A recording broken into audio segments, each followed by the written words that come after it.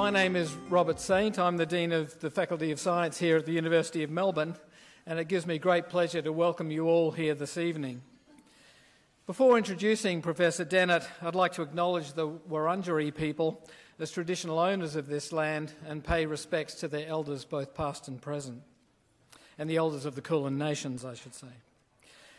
Daniel Dennett is University Professor and Austin B. Fletcher Professor of Philosophy and co-director of the Centre for Cognitive Studies at Tufts University. Professor Dennett received his Bachelor of Arts in Philosophy from Harvard. He then completed his PhD at Oxford in the remarkably speedy time of 2 years.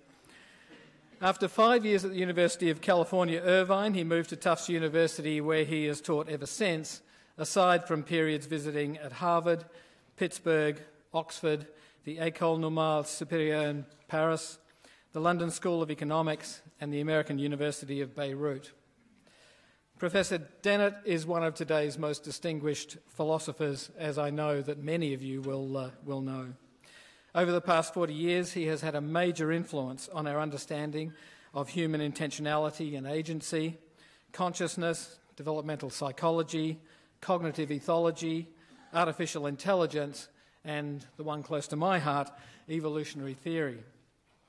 He's author of a number of best-selling books that I can tell him at first hand were very influential to me as a young person dabbling in science, and has published over 300 articles on various aspects of the mind in a broad range of academic journals. Professor Dennett is in Melbourne to speak at Creative Innovation 2011, but tonight it's a great privilege to have him to address us this evening. Professor Dennett.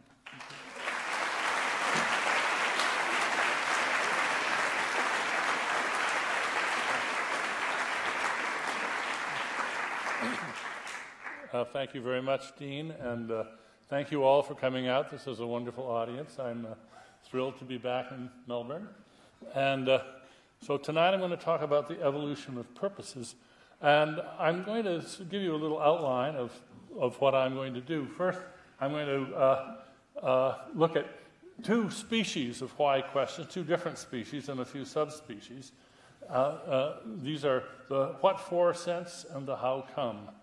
Then I'm going to, this is interesting. I find that I really have to get a little closer to my laptop, see what I'm saying. Darwin's contribution to this issue is the evolution from how come to what for. Then I'm going to talk about how we human beings, are the only reason representers in all of nature. And then I'm going to talk a bit about the intentional stance in both the manifest image and the scientific image. There's three jargon terms right there, but by the time I get to them, you'll understand what I'm talking about, if you don't already know what they are. So, okay, first, two species of why questions, what for and how come. So why is actually ambiguous in English. There are actually more than two senses. Why does ice float? That's a pretty good why question. But that is, I think, primarily a how come question. That is, what we want is an answer from physics to tell us how come it is that ice floats. But why are you handing me your camera? Is clearly a what for question. It's asking a reason, some goal that you have in mind when you're doing this. Now, some questions are apparently ambiguous. It's not clear which of two senses, or maybe both senses. I'll give you an example. Why do pigeons bob their heads? There could be both kinds of answers to that question, and that's really what I'm going to be looking at, is the transition from one to the other. This is the topic of teleology, which, since Aristotle, has been a vexed topic both for philosophers and for scientists. Aristotle was the philosopher-scientist. He was certainly as good a scientist as there was in his day and for many centuries thereafter. And he distinguished four, this is often translated causes, four aitia. These are four questions that you ask about something. What's it made of? The material cause. What's its shape, in effect, what are its formal properties, its formal cause, then the efficient cause is what triggered it, what caused it. And that's more or less our everyday sense of cause in most contexts today. And then his fourth cause is the one that causes all the problems, and that's the telic, or final cause. And this is where we get the word telos, is the Greek, and this is where we get the word teleology, the idea of a why question being answered, where what you're asking for is what the French would call a raison d'etre, a reason for being. And ever since Aristotle put this forward, we've had controversy, anxiety, confusion about just what to make of final causes or teleology. And then in the middle of the 19th century, Darwin came along with the theory of natural selection, and a lot of people thought, good, now we've got an account of teleology. Marx, for instance, said this: not only is a death blow dealt here for the first time to teleology in the natural sciences, but their rational meaning is empirically explained. Now, let me just go back. He seems to think that Darwin dealt a death blow to the notion of teleology. But then he goes right on to say that Darwin is explaining the rational meaning of teleological claims. Well, can you have it both ways? If there is a rational meaning to them, and if Darwin explains it, then it's not such a death blow after all. It's a founding of the idea of teleology. Which is it? That's really the question that I want to explore. It's one that philosophers and scientists have spent a great deal of time in over the years. So did Darwin find a safe place for teleology in science? Or did he show that, strictly speaking, there's no teleology, there's no purpose in the material world at all?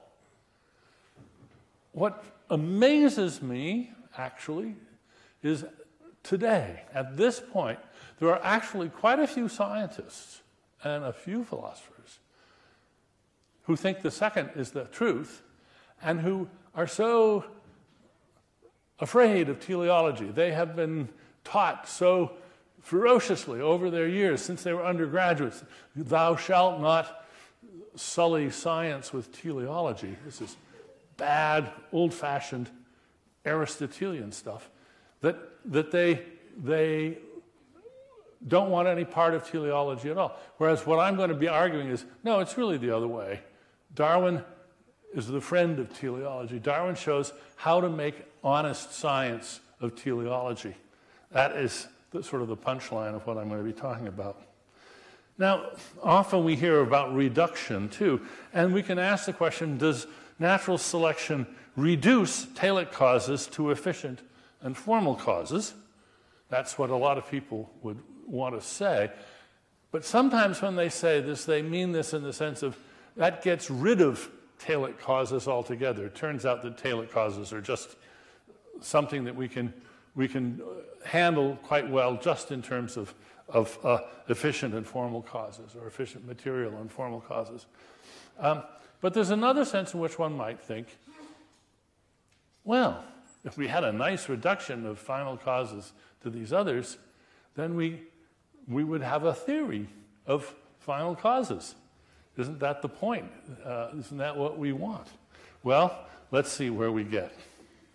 It's a cartoon that I like.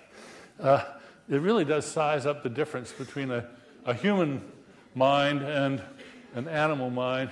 And what I want to point out, of course, is that why makes its appearance there.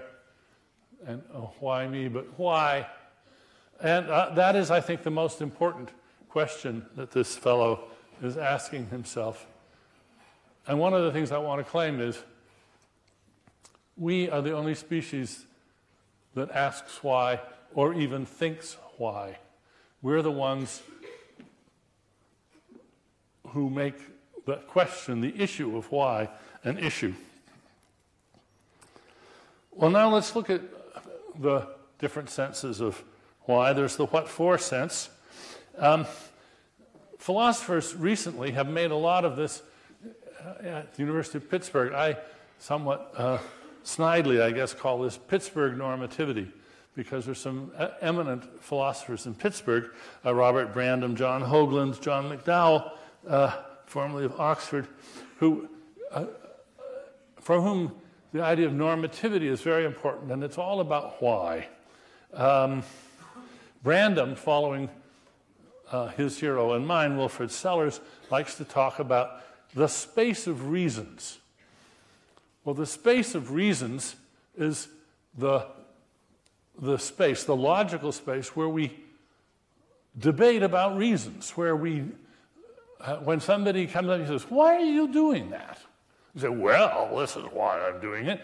And they say, "Well, why are you doing that?" "Well, in order to do this." "Well, why are you doing that?" This cascade of reasons and challenges and further justifications, that's the space of reasons. Kids learn this at a young age. "Daddy, why are you sawing that plank?" "I'm making a door." "Why are you making a door?" "So we can close the house." "Why do you want to close the house?" "Shut up." Something like that. The thing is, the kid will go on forever. So it's the practice of asking and giving reasons and evaluating them. So it's a matter of justifying oneself or somebody else, or asking for justification. So that's Pittsburgh normativity. That's what for in a very strong and rich and even moral sense. How come, on the other hand, is asking for a process narrative with no suggestion or presumption of justification. Why does ice float? Now, after I used this example, I thought, well, there's going to be some people who want to treat this as a teleological question. And they think, well, you see, God wanted ice to float so that the fish could live in the winter in the lakes, so that man could have fish all year, or something like that. But we don't have to treat the question that way. We don't have to look for God's reasons. We can just ask for the physical account. What is it about ice? What process, when ice freezes, when water freezes, what is the process that makes the resulting solid of lower density than the water in which it is floating? So it can be seen as a pure how-come question. Now, the difference between the how-come sense of why, which asks for a process narrative and no justification, and the what-for sense, which is asking for a justification, it's obvious enough, I hope, but I want to make it super vivid by giving you an example to tie it to an anecdote from my past. B.F. Skinner, the great behaviorist, was famously a critic and opponent of teleology. And I was once engaged in a debate at Western Michigan University back in 1974. I looked up the date. Now, Western Michigan University was to Skinnerian behaviorism roughly what the Vatican is to Roman Catholicism. It was card-carrying Skinnerians filled the psych department there. And I was called out there to do a debate with the chairman of the department, in fact, a man named Lou Michaels. And we had a debate in a room which was maybe twice as big as this one, and packed to the rafters. This was a very ardent issue, strangely enough, at Western Michigan at the time, and it went on for hours. But at one point, and Lou Michaels was a wonderful, honest, and constructive debater, and at one point in the discussion, late in the evening, he had just delivered himself of a particularly ripe bit of Skinnerian dogma. And I said, "But why, Lou, do you say that?" And his instant reply was, "Because I've been reinforced for saying that over many years." True to his calling, true to the Skinnerian vision. But notice he didn't answer my question. He gave the process narrative and didn't even try to do the justification. Right there you can see the gap between the two questions. And you can also see why so many people at Western Michigan University were deeply afraid of and distrustful of the behaviorists. because they wanted to replace all those good why questions, all the good what for questions with process narratives and just leave out justification altogether. Okay. There are, as I've said, two subspecies of what for. There's Pittsburgh normativity, and then what we might call consumer reports normativity, where what we're interested in is just the quality of an item, not whether it's morally good, just whether it's a good buy, whether it's good value. And in order to have normativity at all, you have to have corrections. You have to have some process or something dynamic that tends to identify and at least attempt to correct the errors, the falling short, or enforcement. Now, for Pittsburgh normativity, this is social correction, nicely brought out when John Hoagland speaks of censoriousness and a certain censoriousness in society which, naughty, mustn't do that, which he views as one of the prime movers of founding and giving impetus to the space of reasons. For consumer reports type of normativity, it's the norms of good design that are at issue of good value. And now the question is, well, what process corrects to those norms? It's obvious. Market forces, quality control, or in the case of biological entities, evolution. These are processes which have the effect of making things better, improving the design of things, whether they're artifacts or organisms. So evolution engages in a kind of consumer reports correction. And the difference between these two senses of why, what for, the Pittsburgh and the evolutionary sense, can be brought out in another sort of vivid way. It's the difference between naughty, that's the Pittsburgh term, and stupid. One of them has a moral overtone to it, and the other one is just saying, dumb design, pay for it with your life. What evolution says. Okay, we've already been through this. I got some slides out of order here. So the justification that Pittsburgh normativity, that both kinds of normativity ask for is, in one case, why is this thing good, and it is either like a good deed or just like a good tool or a good hammer, which is the evolutionary question. Now we come to process narratives. How come? As I said before, it does not imply or presuppose any sort of justification. I want to make sure you understand it by giving you some examples. In failure analysis, why did this turbine blade snap? You certainly don't want a justification. You want a process that explains this flaw. Why did that building collapse? Or historical explanations usually fall in this camp. A particularly vivid and interesting example is Ian Morris's recent book, Why the West Rules for Now, which is certainly not the what for sense of why, it's the process narrative, and a very interesting process narrative it is. So when do we use how come? Well, for natural saliencies, why is the sky blue? Or why is the sand on the beach sorted by size? Not that it should be sorted by size, that's the way it ought to be. It's naughty if it isn't, or stupid, but just what's the process narrative that explains this?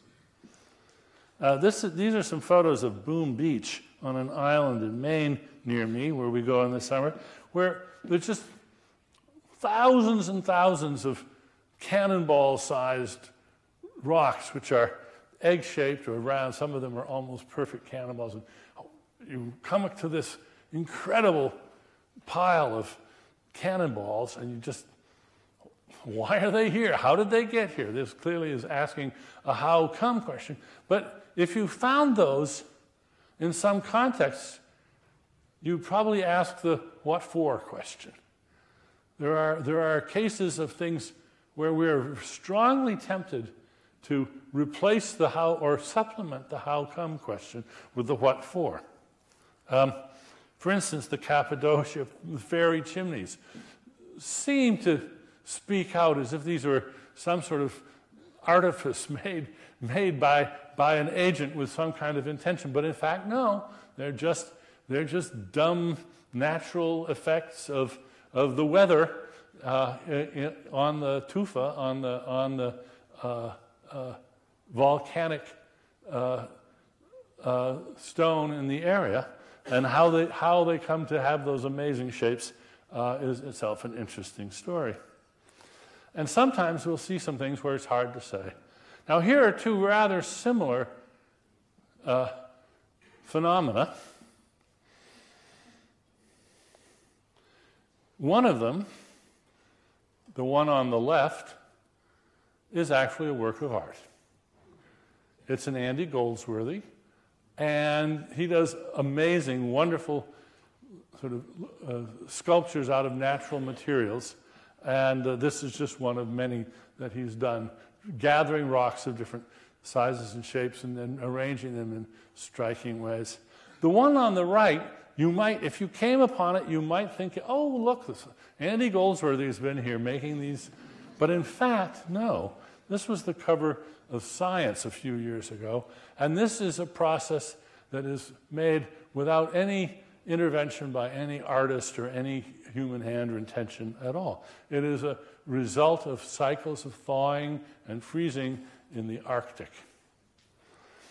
So, now we come to what is really the heart of my talk, which is Darwin's contribution. That is, how do we get from how come to what for? So, here's my hero, Darwin. Very gradual change you can believe in. And the gradualism is very important. What I've been claiming for some time now is that natural selection should be seen somewhat anachronistically as an algorithmic process. That what Darwin actually discovered, he didn't have the vocabulary for it, is that natural selection is a set of algorithms which perform certain operations very efficiently. They're sorting algorithms, of course, not unlike the algorithm that sorts the sand on the beach. Not designed by anybody, it's just a process that mindlessly does this work. Moreover, they're what in artificial intelligence would be called generate and test algorithms, where you blindly and stupidly generate a whole bunch of candidates and then you test them, throwing out the ones that don't fit. So natural selection fits very nicely into the species of generate and test algorithms. And like many other algorithms, makes heavy use of randomness along the way, just to generate the diversity, just to get you off the dime so you have a bunch of candidates. As I say to my students, don't worry, write something that's wrong, then you have something to fix. And don't think you have to get it right from the beginning.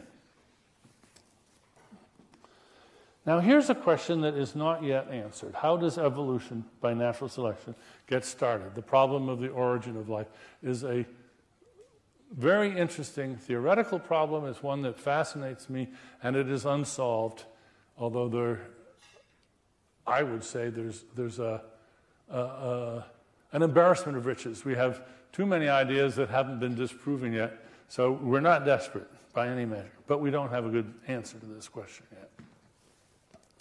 But I want to give you some ideas. This is, I think, some of the keys to how it's going to be solved. I want you to think about cycles in abiotic or prebiotic nature. That is, before there's any reproduction at all, when there's just geology and physics and chemistry. In the abiotic or prebiotic world, do we have cycles? And the answer is, yeah, we have lots of them at many different scales. We have the seasons. That's a cyclical, long-term process. We have night and day. We have the tides. We have the water cycle. And then we have thousands and thousands of chemical cycles at many different scales. I want you to consider cycles as do loops, what a programmer would call do loops, which keep doing something, do it until, and then do something else. Do loops are ubiquitous, of course, in computer programs. And I want you to think of abiotic cycles as natural do loops. What's interesting about a cycle is that it returns again and again to the starting point after accomplishing something. Well, sometimes it doesn't seem to accomplish anything. Sometimes it seems to be just completely idle, round and round it goes, futile cycles. But in fact, sometimes, imperceptibly, there's a little change. And I think this is one of the great discoveries, actually, of human beings, is that you can have a process which seems not to change at all, but imperceptibly, over time, it accumulates change. Let me give you an example. The first human being who took a stick and a stone and rubbed the stick on the stone all day long, turning it slightly, probably looked like a complete idiot. And if you looked at the stick from moment to moment, you wouldn't see any change. But at the end of the day, he had this beautiful straight arrow. He gradually wore it down, had the patience to see that if you just kept going, you could actually create something quite remarkable and even unnatural in a certain way. That's a cycle. Cycles can accumulate things, or move things, or remove things by a process of gradual repetition. Or they can sort things. And any of these processes then change the conditions in the world, and here comes the important part, raising the probabilities that something new will happen.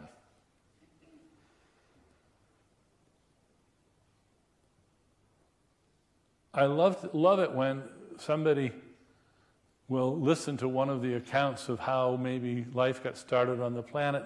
We'll hear some process like this described, and the person will say, you know, that wouldn't happen once in a million years. You say, okay, how about once in 10 million years? We got a lot of time to work with. It only has to happen once in 10 million years. If it can happen once in 10 million years, you know, we're golden. We're going to have a good solution. But you have to have cycles to raise the probability over time, so that if you keep doing it, it becomes the conditions. You sort through conditions again and again and again, and you just have to get to the right conditions once, and then something new happens, and then it starts a whole new process. This is a nice example, this one from science, a self-organization of sorted patterned ground. I don't know these fellows at all, but I love their article, and they have some wonderful, these are from that science article. These are species, that's their term, species of sorted ground, and they have some nice diagrams that explain the feedback processes that occur during this freezing and melting cycles and how they tend to aggregate the stones. And they even wrote a simulation, a little computer program which runs the process again and again and again, and you can set it up and watch it run and see how it gradually forms various patterns, all without any deliberate hand being introduced. So here's what I think happened in the early abiotic, prebiotic days on the planet. We had gradually growing algorithmicity. That is, there were processes, there were cyclical processes, and they kept changing the conditions on the planet and changing the conditions and changing the conditions. And don't look at your watches. It's going to be millions of years of changing conditions. But every now and then a change set off a new process. And so it continued. And of course, I'm speaking in philosophical generalities, but the people who work in this field have lots of ideas about exactly which processes are the important ones. Initially, you have what looks like parallel processing, many instances of the process happening at once, all over the planet, or wherever there's warm ponds, or wherever there's hydrothermic vents, or wherever there's ice. And in all of these places, you have these processes just happening over and over and over again. And so you have a certain sort of mass production in this parallel processing.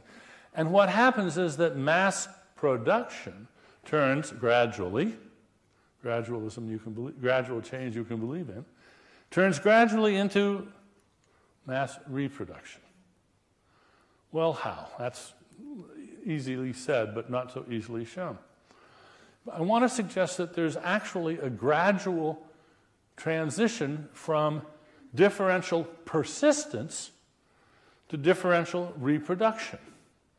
Long before there was reproduction, before there were genes, before there were offspring, there was differential persistence of processes and phenomena. Some things hung around longer than other things. And whenever something hangs around longer than something else, that gives it just more opportunities to accumulate change. How? Oh, anything. By picking up a piece of junk, or by getting a scar, or being misshapen in some ways. And then who knows what could happen next.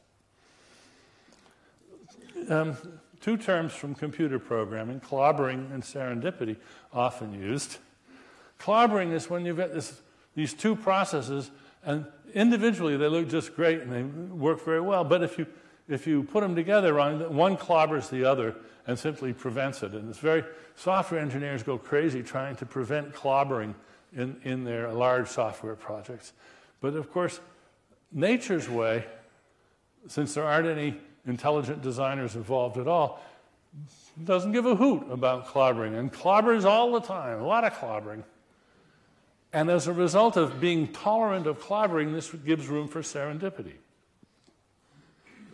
Things that, as it were, human engineers and creative designers, intelligent designers, would try to isolate, keep apart, because they worried about clobbering, can be allowed to come together, and then sometimes you get these wonderful serendipitous effects which improve things.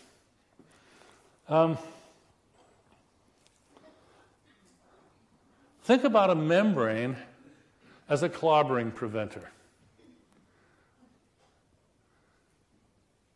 This seems to be essential for the origin of life, for creating the first reproducing form, because it has to have do loops inside it that operate without interference.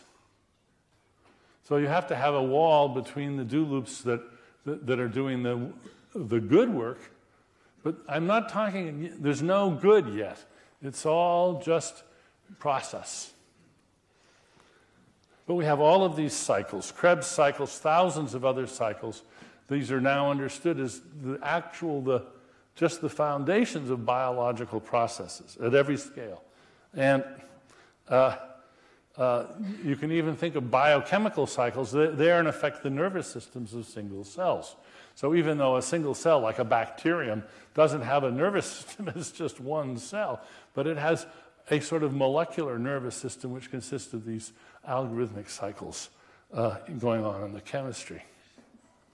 A book which I highly recommend is Dennis Bray's book, Wetware, came out a couple of years ago. It's a virtuoso account of computing, subcellular computing, and using mainly protein networks.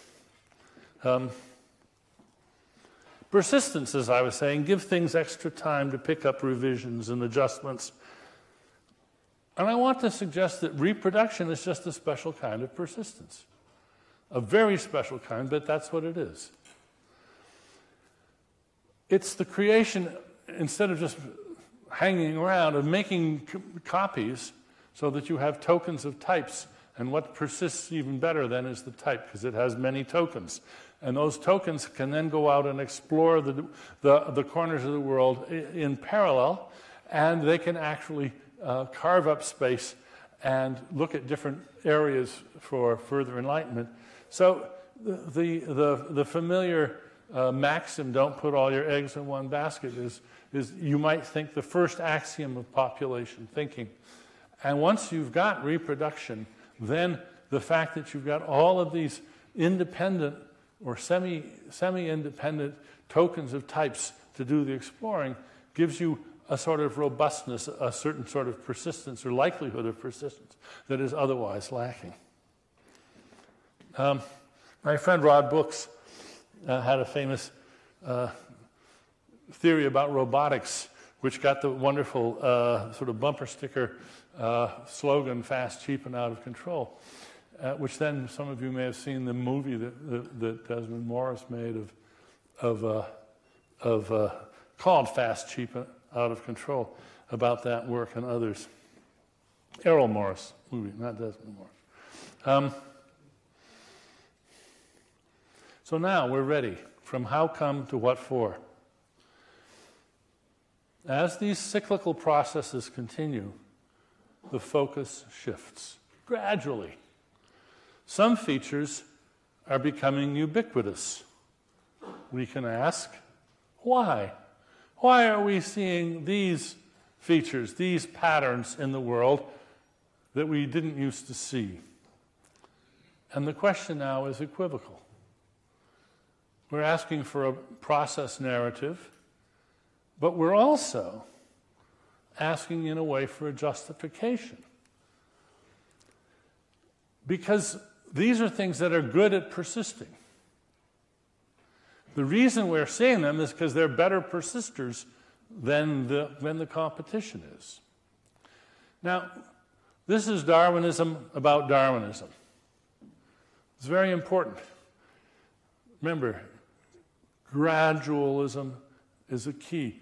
And what I'm actually saying is the transition from how come to what for is itself gradual. And you go through a period where the questions are ambiguous, or you can ask both questions at the same time. And so you gradually establish a base to ask the what for question, which grows out of the prior understanding of how come questions.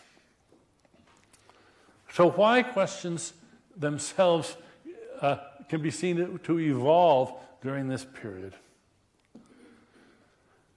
So it's from narrative to justification. Physically possible, chemically possible alternatives at some point are absent. Why don't we see any more of that here? What we're seeing are things that are better at persisting and reproducing in the local circumstances than the alternatives.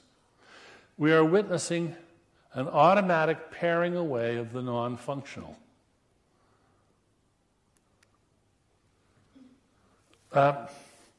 This is Tibor Ganti's elegant sort of engineering description of the chematon. What do you call the chematon? This is the simplest requirements for life.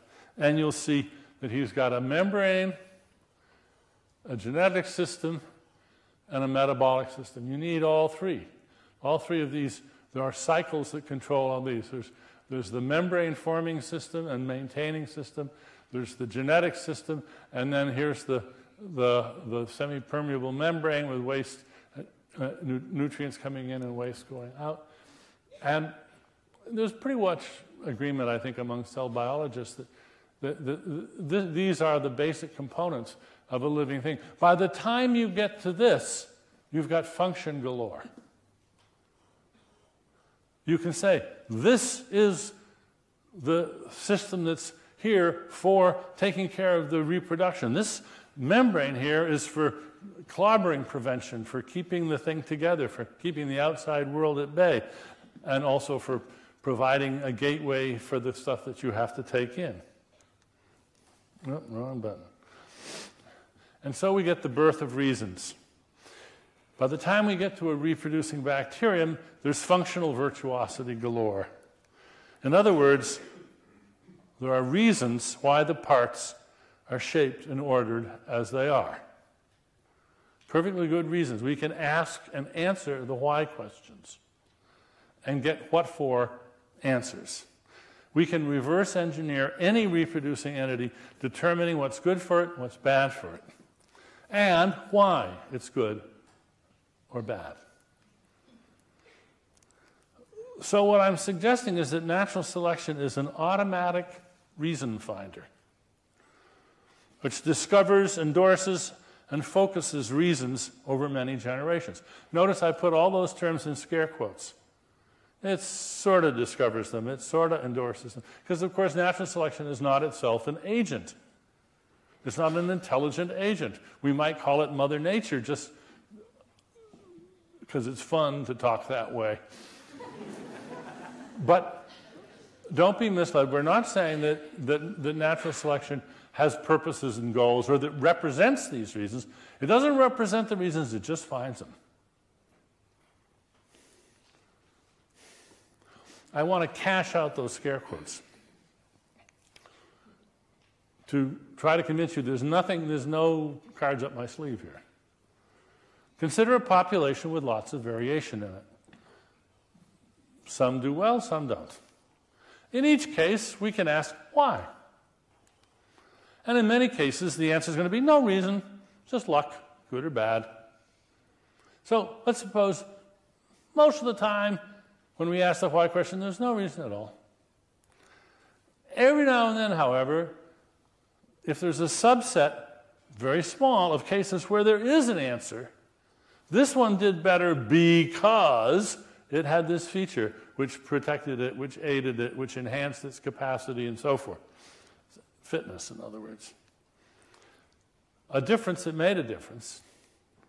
Then we have the birth of a reason. What the cases have in common provides the germ of a reason. And then natural selection enhances and polishes and optimizes that and establishes a new design feature which has a reason and which by its very existence brings a standard, a normative standard of value. There's good membranes and not so good membranes, and better membranes and membranes that aren't worth a darn. We are introducing normativity into this otherwise bland process talk. So natural selection tracks reasons, thereby creating things that have purposes, but that don't need to know them. Bacteria don't have to know what the purposes of their parts are. I've often talked about the need-to-know principle, made famous in spy books and movies, where the rationale for the need-to-know rule is keep your agents as ignorant as possible, so that if they ever get caught and waterboarded, they spill their guts, they don't have much to spill. The security is the rationale, the raison d'etre of need-to-know in spycraft. But in nature, there's a very simple rationale. It's just economy. Don't bother giving organisms expensive gear if they don't need it. And in fact, most organisms do not need to have any understanding at all of the things that make them good. They can be the beneficiaries of all their good design without having any clue as to why this is good design or how it's good design. They will still be the beneficiaries of it. And natural selection itself doesn't need to know what it's doing. Now, this is, I think, the great Darwinian insight, that a process, natural selection, can make magnificent, wonderful designs, and it doesn't need to understand what it's doing at all. It doesn't need to know what it's doing, and it can uncover reasons of breathtaking ingenuity without ever representing them at all. Which is just what Robert Beverly Mackenzie, my favorite critic of Darwin, said in a passage I love to recount. In the theory with which we have to deal, absolute ignorance is the artificer, so that we may enunciate as the fundamental principle of the whole system that in order to make a perfect and beautiful machine, it's not requisite to know how to make it. This proposition will be found on careful examination to express in condensed form the essential purport of the theory, and to express in a few words all Mr. Darwin's meaning, who, by a strange inversion of reasoning, seems to think absolute ignorance fully qualified to take the place of absolute wisdom in all the achievements of creative skill. Exactly. That's it. Bingo, you got it. That's it. And it is a strange inversion of reasoning. It's so strange that a lot of my countrymen still can't accept it. It really does turn things upside down. It gets rid of the whole idea of an intelligent creator that understands. My other main hero is Alan Turing. 2 years ago, I was running around the globe talking about Darwin for Darwin year in 2009, and next year I'll be running around the globe talking about Turing, because it's going to be the centennial of his birth. And he had his own strange inversion of reasoning, and in fact, it was a version of Darwin's. Here's a photograph of some pre-Turing computers. They're wearing dresses. Computer was a job. That was a job description. What are you? I'm a computer. That's how I earn my living. And at the time, it was considered a fairly technical job. You had to be good at arithmetic, of course. You had to have some understanding of what you were doing. In the old days, computers had to understand arithmetic, and they had to appreciate the reasons. And Turing, his great insight, very much like Darwin's, was he recognized this was not necessary. That he could make a machine that didn't have a trace of understanding, absolute ignorance, that could do perfect arithmetic and conditional branching. And that's all you needed to be able to do all this wonderful computing. So I want to highlight this by putting the two. This is Mackenzie talking about Darwin, and he put it in capital letters when he wrote it too. He was in high dudgeon when he wrote this. But here's the Turing version. In order to be a perfect and beautiful computing machine, it is not requisite to know what arithmetic is. What they both, in their different ways, jointly discovered, and it is a strange inversion of reasoning, is, here's my bumper sticker, competence without comprehension. And notice how much of a violation of received wisdom this really is. Talk about a strange inversion of reasoning. Why are you at the university? Because people have been telling you since you were a little child, we want you to understand so that you will be competent. Comprehension is the source of your competence. We don't want you just to learn by rote. We want you to understand, because that makes greater competence. And of course, for us, and in many regards, that's true. And we've all learned that lesson, that in order to be really competent, you want to understand what you're doing. And it's that actually very sound educational philosophy which Darwin and Turing, in their different ways, simply invert. They say, well, yeah, in some cases, that's true. But as far as designing the biosphere or computing, doesn't follow. You can have absolute ignorant processes that don't understand anything that accomplish all these marvels, just exactly as Mackenzie said.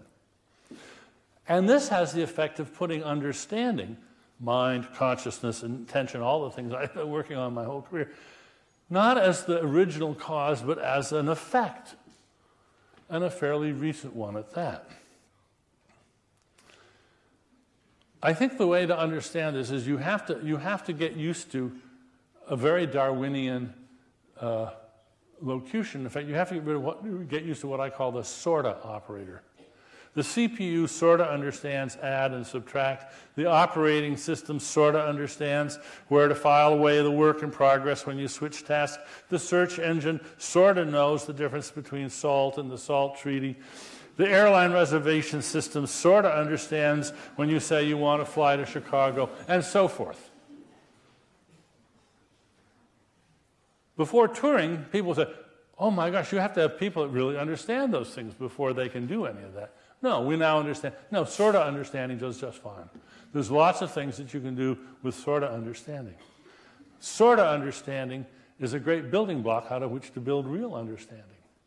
So that comprehension, in the strongest sense, can be composed of competences which are only sort of comprehending.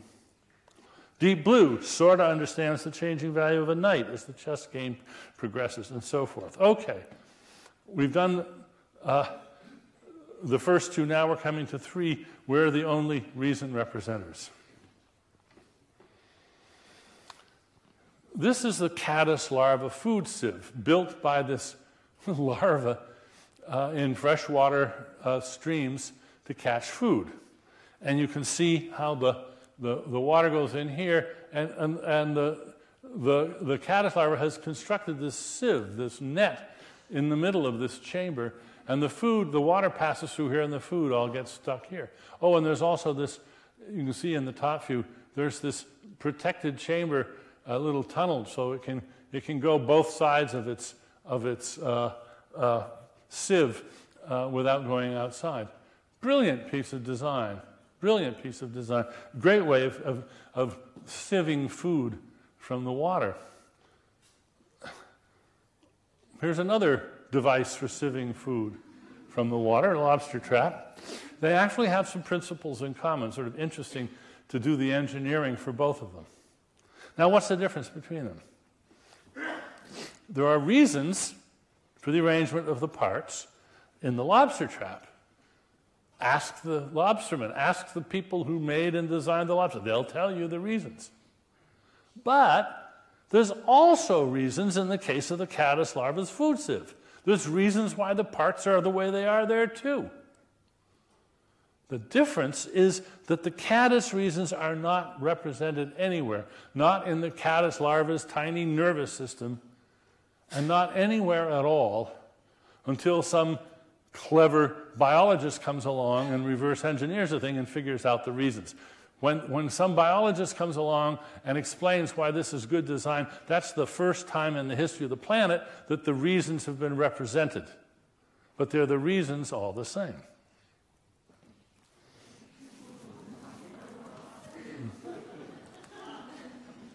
Two very similar artifacts made by animals. The one on the left is a termite castle. The one on the right is Gaudi's La Sagrada Familia. They could not be more different in the way they were designed and constructed, even though they are deeply similar in shape and also in many structural details. The difference is that the termite hill is built by an entirely bottom-up process. There's no blueprints, there's no understanding, there's no boss, there's no architect, there's no king, there's nobody ordering anybody around. It's just a whole lot of termites just mindlessly doing their little local myopic thing, and this amazing structure emerges from it. Completely the opposite is true in the case of Gaudi. There was an intelligent creator, if ever there was one. I mean, this was the archetypal mad genius. He has the blueprints, he's got the rationale, he's got it all worked out. He can tell you why every piece is the way it's going to be, and he's ordering people who are ordering people who are ordering people around, top-down building with a vengeance. The results are quite similar, but two very different processes, natural processes, are building these. Now, with those two examples, we can take a deep breath and ask some questions. I say there's a reason why the termite does what it does. Not that the termite has a reason. There is a reason why the termite does what it does, but the termite, stupid little thing, it doesn't have that reason. It's not clued into that reason. Gaudi, on the other hand, has the reasons why he's doing what he's doing. He may be wrong, but he's got reasons. He's worked it out. He's represented those reasons. Human beings have reasons. Now here's an interesting question. Do animals have reasons? Other animals. They do things for reasons, but do they have them? It's not the same thing as having a reason for doing those things. This is what I call free-floating rationales. Trees do things for reasons. They don't even have nervous systems. But they do things for reasons. We can certainly talk about why they behave the way they do. Fungi do things for reasons. Bacteria do things for reasons. None of them represent the reasons at all. But that's the reason they're doing them. The biotic world is saturated with reasons from the molecular scale on up. And we do things for reasons that we don't have. We shiver, we vomit, we blink for reasons. There's reasons why we do those things, but we don't have to understand those. We're the beneficiaries of those phenomena. We don't have to understand why we're doing them, we just do them. One of my favorite examples of this is the cuckoo chick. Cuckoos, as you know, are brood parasites. The cuckoo doesn't make her own nest. When she's ready to lay her eggs, she finds a host species, some wrens or some other birds, and she waits until those birds have laid, well, the mother has laid the eggs in that nest, and then when the parents go off to feed, the cuckoo sweeps down, deposits, lays her cuckoo egg in that nest, and then, typically, not always, rolls one of the eggs out.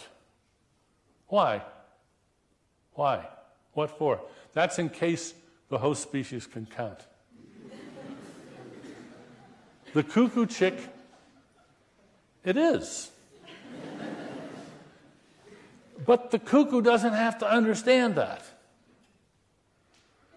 When the cuckoo chick hatches, and it hatches before the other eggs, and there's a reason for that, the first thing it does is it wrestles and wrestles and pushes, devotes all of its energy to pushing the other eggs out of the nest so that it can monopolize the food of its foster parents. But the little cuckoo doesn't have to understand this. It knows not what it does. It's engaging in ovocyde, but it doesn't have to understand the rationale of this at all. But we can understand the rationale. The rationale is perfectly clear.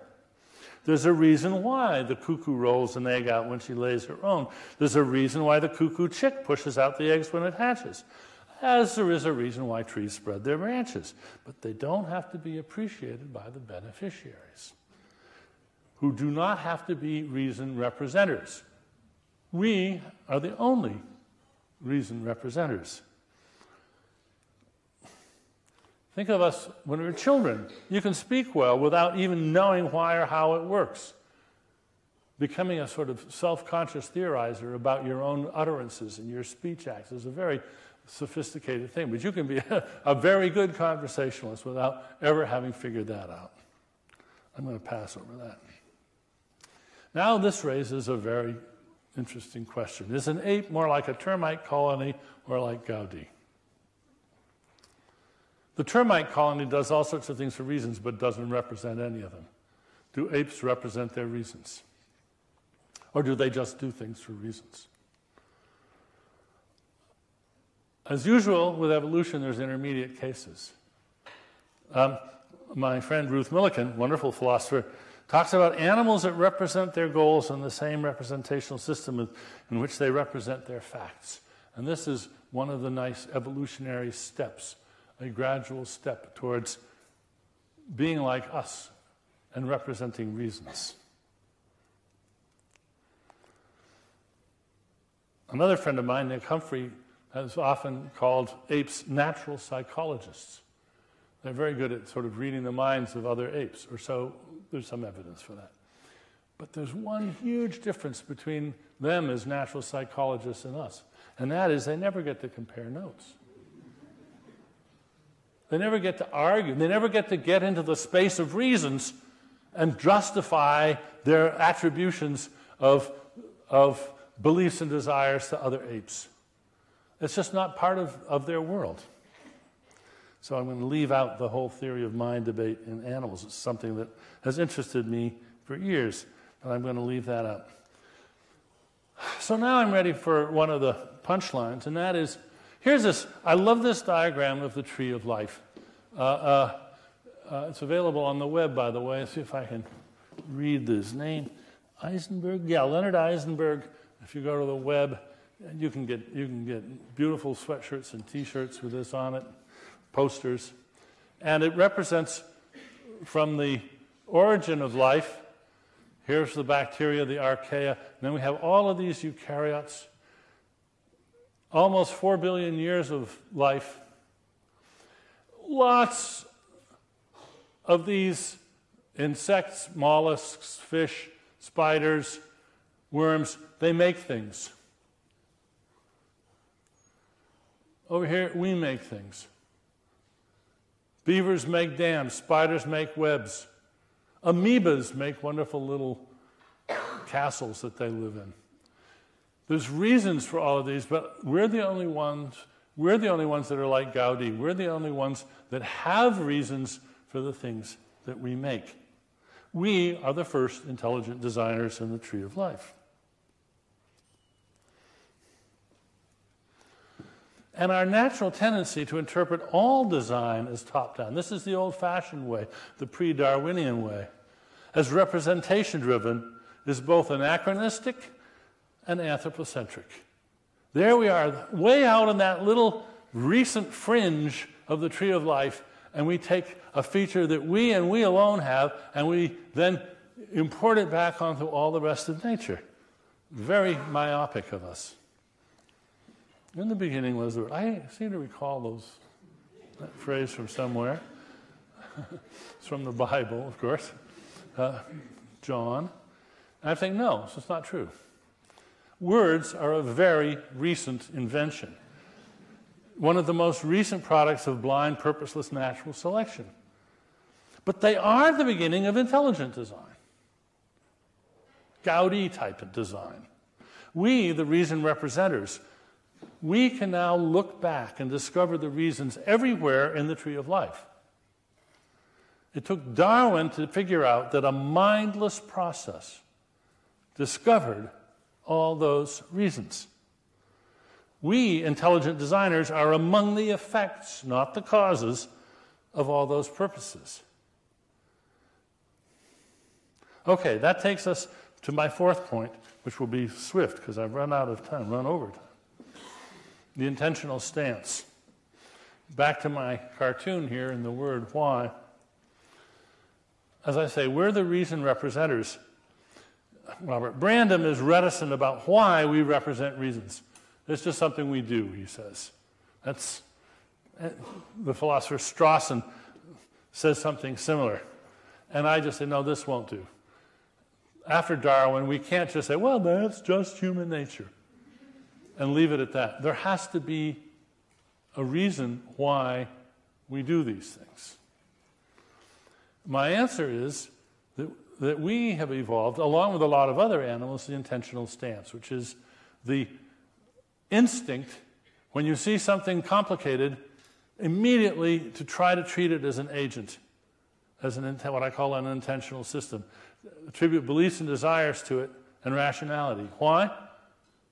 Why is it a good idea to have this on a hair trigger? Whenever you see something move, you want to ask, what does it want? Because it might want you. And in which case you want to know what it thinks and which way it's going to run and so forth.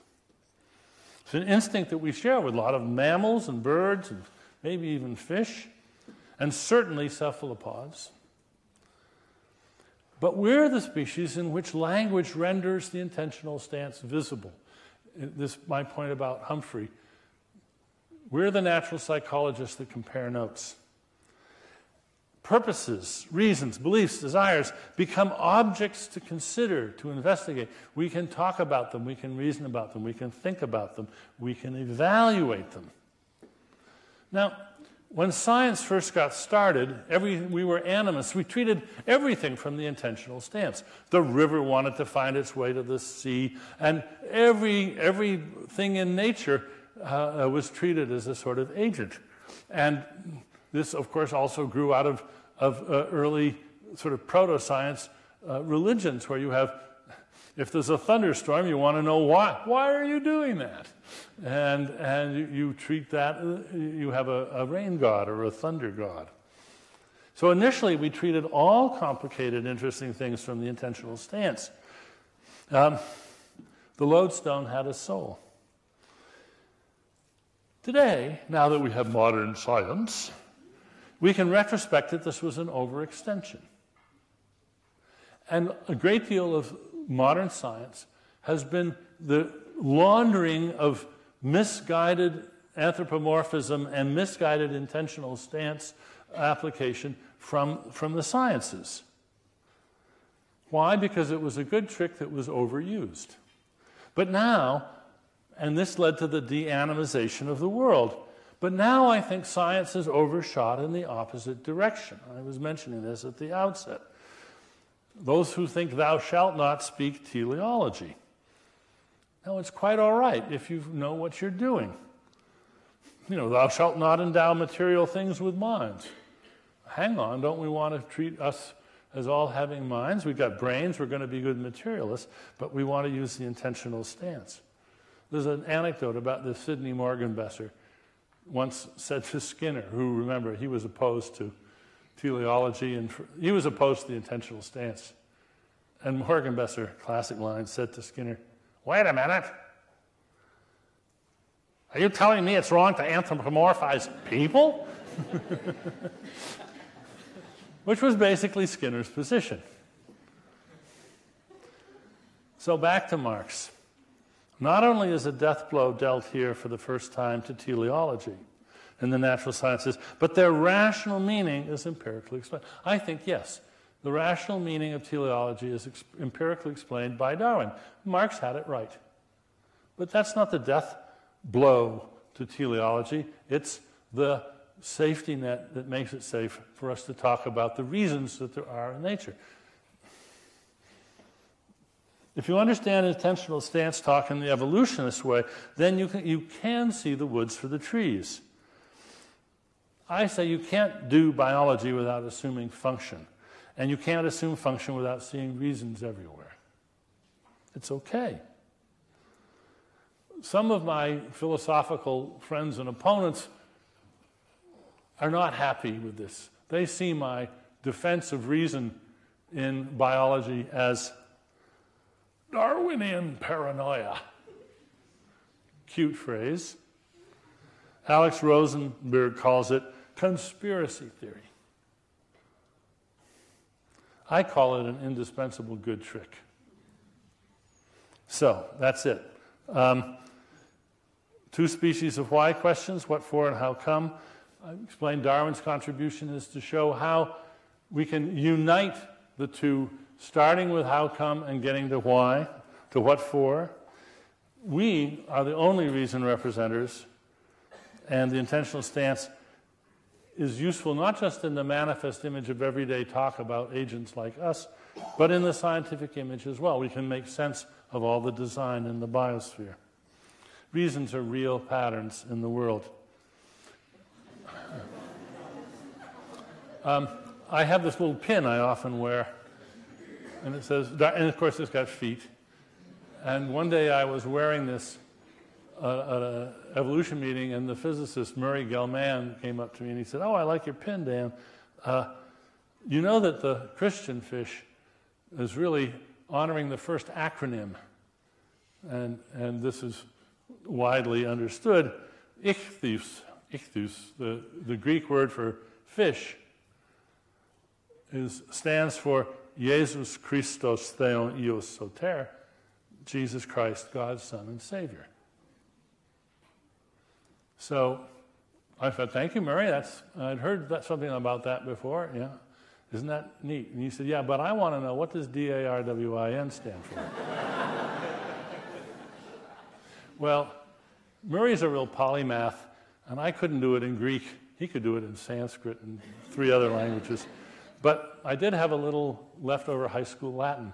So I said, "Let me think about it." And I came back after about a cup of coffee and a half an hour, and I said, "Oh, I think I can tell you what DARWIN stands for." Of course, there's no W in Latin, but there's U, so there's double U.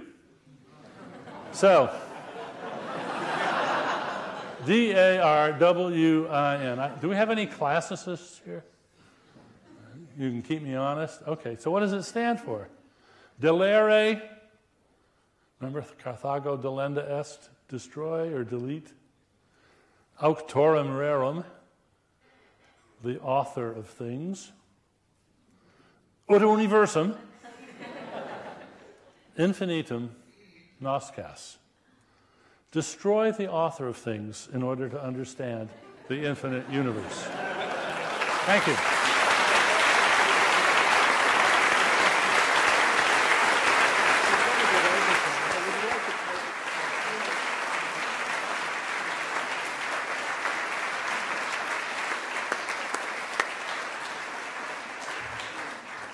Well, thank you very much. I know we've run a little bit over time, and for those of you who have to go, I understand that. But I think it's a fantastic opportunity to ask Dan a couple of questions, and I'll limit it to 2 questions. Does anyone have a question they'd like to ask? It strikes me that there's another way of interpreting in the beginning was the word, rather than interpreting it as a literal linguistic quality, but if we interpret the word as an algorithm. What do you think about that inversion of the... How nice.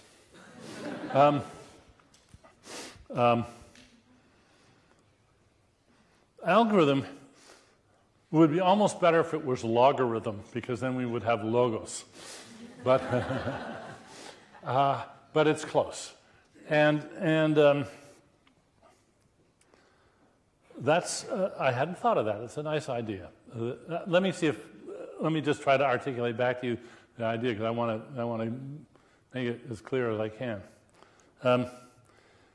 What I'm saying is that in the beginning, we had blind, mechanical, purposeless processes, but those processes, some of them, had, as a matter of brute, unthinking fact, they had the power, they had the competence to increase the complexity of things in the world in certain directions, and eventually this took off and gave us the capacity to reproduce, and then we're off to the races with ever more creative algorithms making ever more wonderful functional parts, and arms races, and all the rest of that.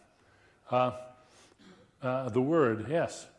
Well, that would be a very nice ecumenical reinterpretation, yes. Thank you. I can tell that there'd be many, many more questions, but I'm going to close the session now. I'm just wondering whether anyone else has the same how come question that's in my mind. How come I'm so lucky to have been here tonight to hear such a stimulating and engaging talk? So would you please join me in thanking Professor Dennett?